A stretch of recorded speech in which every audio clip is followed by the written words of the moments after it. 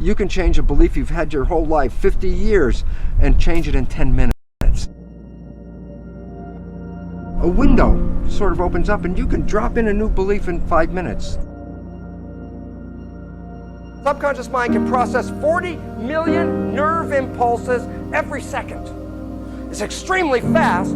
It's totally habitual. It will only play the same response over and over again, whatever was learned. It is reflexes and learned tapes. That's where they're stored in our mind, in that subconscious programming. What about consciousness? That was associated with the prefrontal cortex. It represents self-consciousness. It's an add-on. Most people don't exercise this option. The consciousness can only process about 40 bits per second. It's slow, but it's creative. It doesn't rely on tapes. With the conscious mind, you can stop a tape and play anything at any time if you're conscious of it. Most of your life is run by the subconscious mind. And this is what we now recognize, that the subconscious mind is the most powerful processor that exists in our body. And here's an interesting fact that's been understood, and this is still an underestimate. We are conscious of only about 5% of our cognitive activity. 95% of your day-to-day activity comes from your subconscious mind, not your conscious mind. Well, why is it relevant? Because people think, oh, well, I'll change my life. I'm going to do positive thinking. That's a good idea, positive thinking. Which part of the brain does positive thinking come from? Is it conscious or subconscious? The conscious mind, guess what? It operates about 5% of the day on a 40-bit processor. Then what's the rest of the stuff coming from? Experiential programs coming from the subconscious mind, operating 95% of the day with a 40 million bit processor. You tell me the power of positive thinking it will have on changing a tape in the subconscious mind. And here's where the problem comes from. And it's like, well, you can do it, but you have to use willpower. And I emphasize power, because the moment you take your eye off the ball, you immediately go back to the pre-programmed tape. Conscious mind is creative. The subconscious mind is a tape player. Why is it relevant? If I give you a cassette tape and say, go home with this tape, put it in your cassette player, play it, and then you go home, you push play, the tape is playing, and you say, oh my God, what a terrible program. You don't like this tape. So you go over to the tape player and say, play something different. I said, play something different. God, would you help me? This tape is playing the same stupid tape. Go ahead, yell at the tape player, argue with the tape player, jump up and down, get mad at the tape player, and the point is this. I don't care how much yelling you do at the tape player, it will not change the tape. You have to push the record button. And the record button is accessible. You can rewrite your tapes. But if you just become conscious of your issues, you've never changed the tape. You go 10 years to the cognitive therapist, pay thousands of dollars. Yes, my mother did this to me, my father did this to me. Guess what? I know all of it. My life is still the same. Why? Awareness in the conscious mind does not transpose itself into a tape in the subconscious mind. But there are ways to change the program if you know how to push the record button. Number one is Buddhist mindfulness. And what that means is, if you are conscious and pay attention, then you don't play the tape. I bet everyone in this room has experienced a time in their life where you did this, and it was one of the most special periods of your entire life. It was the day that you met your special partner or the person you fell in love with.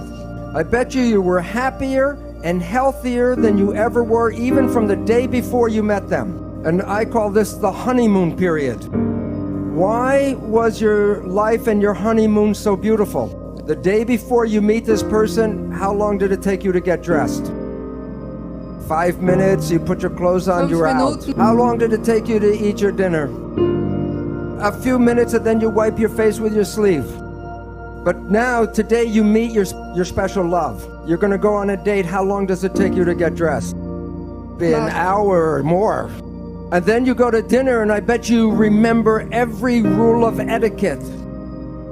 You use the right fork and the right spoon. And you didn't talk with the food in your mouth. What was different that day than the day before? You watched yourself. You didn't let the automatic program play. You were consciously controlling everything because you wanted to show your special person who you really are, so you made an effort to watch yourself.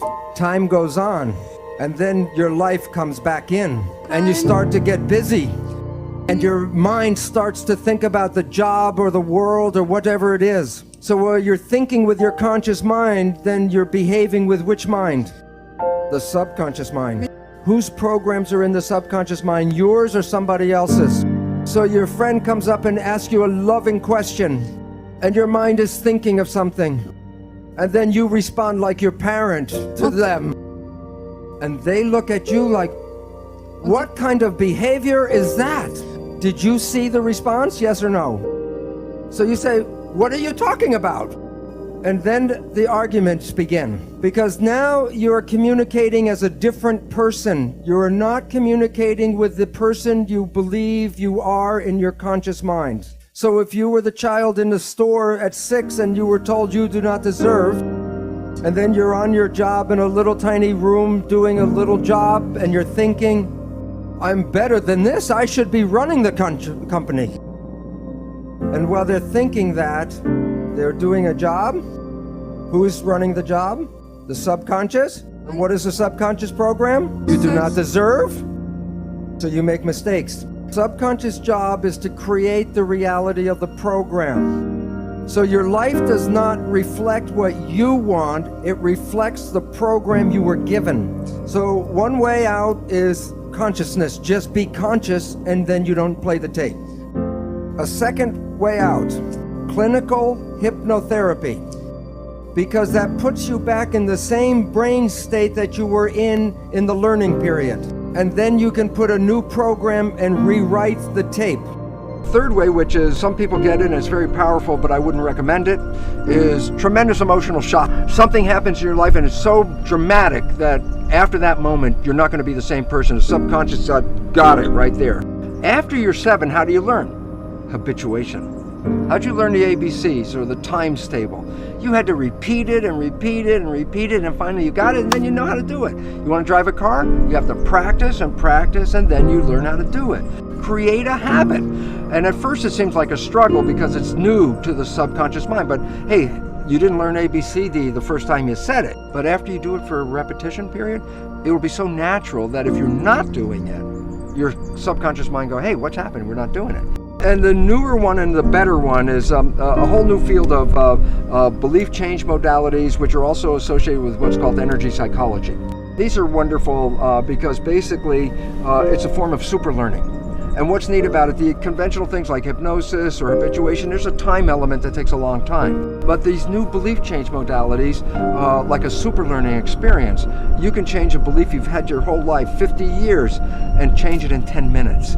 This is really, it's a new type of psychology that's coming in, but it's really necessary because, as they say, necessity is the mother of invention. We're running into a world that has a lot of necessity to change very, very quickly. So we're really happy to see that there are ways of changing without going through all that anxiety and stress, and we can do it really quickly. My favorite one is the one that I use because I'm most familiar with it, but there's many of them in my books. I give a whole list, but one I use is called Psych-K, like the abbreviation of psychology. It actually represents psychological kinesiology. And it's an exercise where you get your right and your left brain hemispheres to work in harmony, which they don't do on a normal day-by-day basis. And when you get them to work in harmony, that's called brain synchronization, a window sort of opens up and you can drop in a new belief in 5 minutes. I couldn't write my book. I tried for 15 years to write the book, and every time I get halfway through the book, it would peter out, and then I didn't realize it because my subconscious had a fear. At the time, was a respected scientist, and I said, well, if you write this book and you bring in consciousness and spirit into the book, all your colleagues are going to shun you. So my subconscious was doing me a favor. It says, you don't want to do this because this will invalidate you, it's like kill you. So my subconscious programming, working 95% of the day, would sabotage the writing. What I ended up doing was changing the belief about that. And then the book came out, it was just like, it just flowed right out. Conclusion for all of this that I'm giving you is simply this. What if you go into the subconscious mind and change the programs in the subconscious mind so they reflect the wishes and desires of your conscious mind? What would that mean? And I'll tell you what it means. You'll live in a honeymoon for every day of your life on this planet for a simple reason. Yeah. If my conscious mind with wishes and desires begins to wander and I default into the subconscious and is playing my wishes and desires, I